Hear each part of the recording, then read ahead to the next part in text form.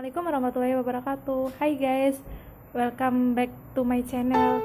Perkenalkan, nama saya Siti Hikmah. Saya di sini dari Prodi S1 Farmasi Bamada. Saya di sini akan menjelaskan PPT yang saya buat tentang toksikokinetik. Simak slide berikut ini ya. Di sini ada definisi toksisitas. Toksisitas merupakan istilah dalam toksikologi yang diartikan sebagai kapasitas suatu zat kimia atau beracun yang dapat menimbulkan efek toksik tertentu pada makhluk hidup. Istilah toksisitas merupakan istilah kualitatif. Terjadi atau tidak terjadinya kerusakan tergantung pada jumlah unsur kimia yang terabsorpsi. Efek toksik ialah efek yang merusak fungsi fisiologi dan biokimia tubuh manusia sehingga dapat menimbulkan gangguan kesehatan yang serius dan dapat fatal. Efek toksik mempengaruhi atau menentukan keberadaan zat kimia atau metabolitnya dalam sel sasaran atau tempat kerjanya. Toksikokinetik. Sederetan proses toksikokinetik sering disingkat dengan ADME, yaitu absorpsi, distribusi, metabolisme, dan eliminasi. Proses absorpsi akan menentukan jumlah xenobiotik dalam bentuk aktifnya yang dapat masuk ke sistem sistemik atau mencapai tempat kerjanya. Jumlah xenobiotika yang dapat masuk ke sistem sistemik dikenal sebagai ketersediaan biologi atau hayati. Keseluruhan proses pada fase toksikokinetik ini akan menentukan efisiensi kemampuan xenobiotik menghasilkan efektivitas dari xenobiotika, konsentrasi xenobiotika di reseptor, dan durasi efek farmakodinamiknya. Di sini ada penjelasan ADME, yaitu absorpsi, distribusi, metabolisme, eliminasi. Absorpsi yaitu masuknya xenobiotik atau toksin dari tempat kontak atau paparan menuju sirkulasi sistemik tubuh atau pembuluh limfe. Distribusi yaitu xenobiotika mencapai sistem peredaran darah. Ia bersama darah akan diedarkan atau didistribusikan ke seluruh tubuh. Metabolisme yaitu proses biokimia yang dialami oleh xenobiotika, dikenal dengan reaksi biotransformasi. Ada eliminasi, yaitu proses hilangnya xenobiotika dari dalam tubuh organisme. Di sini ada penjelasan adsorpsi. Adsorpsi didefinisikan sebagai jumlah xenobiotika yang mencapai sistem sirkulasi sistemik dalam bentuk tidak berubah. Adsorpsi sistemik toksin dari tempat ekstravaskular dipengaruhi oleh sifat-sifat anatomik dan fisiologi tempat absorpsi atau sifat membran biologis dan aliran kapiler darah tempat kontak, serta sifat-sifat fisikokimia toksin dan bentuk farmasetik toksin seperti tablet, salep, sirup, aerosol, suspensi, atau larutan. Jalur utama absorpsi yaitu saluran cerna, paru-paru, dan kulit. Penetrasi xenobiotik melewati membran dapat berlangsung melalui difusi pasif, filtrasi lewat pori-pori, membran poren, transport dengan perantara molekul mengemban karier, pencaplokan oleh sel pinositosis. Difusi fasis merupakan bagian terbesar dari proses transmembran. Bagi umumnya xenobiotik menurut hukum difusi Fick. Molekul xenobiotika berdifusi dari daerah dengan konsentrasi tinggi ke daerah konsentrasi lebih rendah. Laju absorpsi melewati sistem ini. Di samping itu terdapat juga membran sel yang memiliki ukuran pori relatif besar sekitar 70. Pori ini dimungkinkan dilewati oleh molekul-molekul dengan ukuran kecil dari albumin sekitar 50 Dalton. Selanjutnya ada absorpsi transport aktif. Transport dengan perantara molekul pengemban lebih dikenal dengan transport aktif, yaitu proses melintasi membran sel diperantarai oleh pembawa karier. Transport aktif merupakan proses khusus yang memerlukan pembawa untuk mengikat toksin membentuk kompleks toksin pembawa yang membawa toksin melewati membran dan kemudian melepas toksin di sisi lain dari membran. Sesuai dengan sifat transport, ditandai dengan tokson dipindah melawan perbedaan konsentrasi, misal dari daerah konsentrasi tokson rendah hingga konsentrasi tinggi. Oleh sebab itu, pada sistem transport ini umumnya memerlukan masukan energi untuk dapat terjadi transport. Bila konsentrasi tokson pada sistem meningkat secara terus-menerus, sehingga pada awalnya laju transport akan meningkat dan akhirnya tercapai suatu keadaan yang menunjukkan sistem menjadi jenuh. Dengan demikian, laju transport akan mencapai laju maksimumnya, di mana pada keadaan ini telah terjadi kejenuhan kompleks tokson pembawa.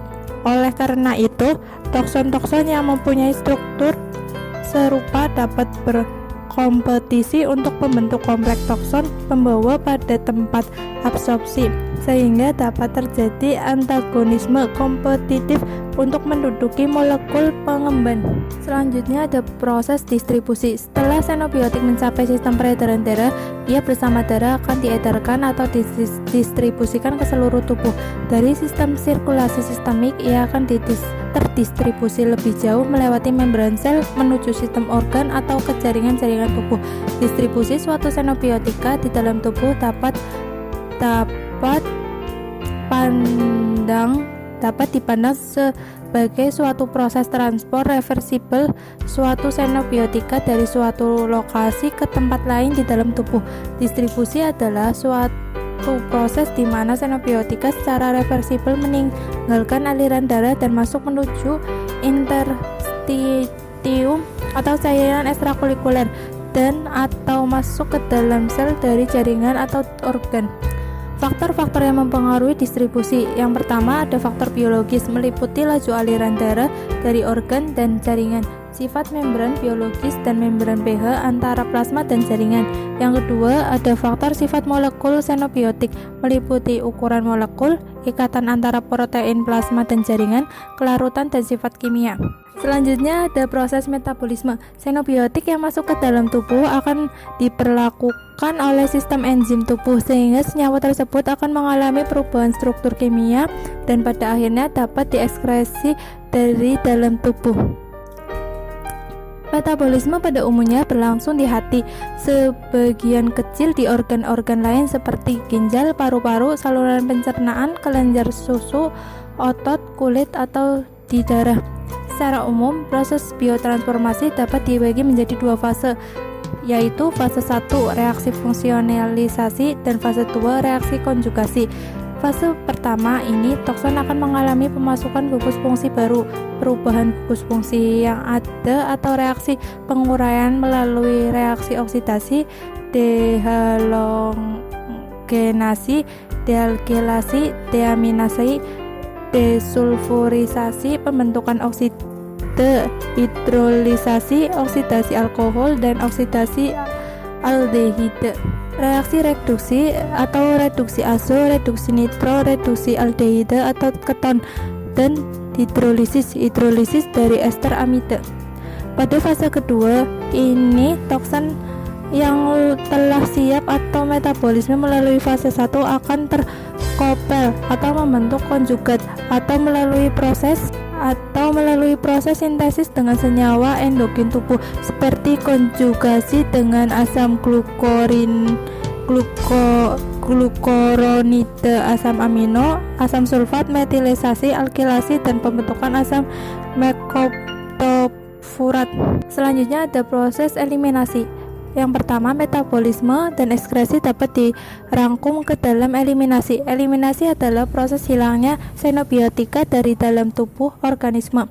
Eliminasi suatu xenobiotika dapat melalui reaksi biotransformasi atau metabolisme atau ekskresi xenobiotika melalui ginjal, empedu, saluran pencernaan, dan jalur ekskresi lainnya, kelenjar keringat, kelenjar mamai, kelenjar ludah, dan paru-paru. Jalur eliminasi yang paling penting adalah eliminasi melalui hati atau ekskresi metabolisme dan ekskresi melalui ginjal. Fase toksikokinetik. Di sini ada invasi dan efesi. Invasi yaitu proses invasi terdiri dari absorpsi, transport dan distribusi. Apabila xenobiotik mencapai sistem sirkulasi sistemik, xenobiotik akan ditransfer bersama aliran darah dalam sistem sirkulasi. Weiss membagi distribusi ke dalam konvensi atau transport xenobiotik bersama peredaran darah dan difusi atau difusi xenobiotika di dalam sel atau jaringan. Selanjutnya ada efesi, sedangkan efesi juga dikenal dengan eliminasi. Eliminasi atau efesi adalah semua proses yang dapat menyebabkan penurunan kadar xenobiotika dalam sistem biologi atau tubuh organisme. Proses tersebut reaksi biotransformasi dan ekskresi. Selanjutnya ada kasus toksikokinetik benzen.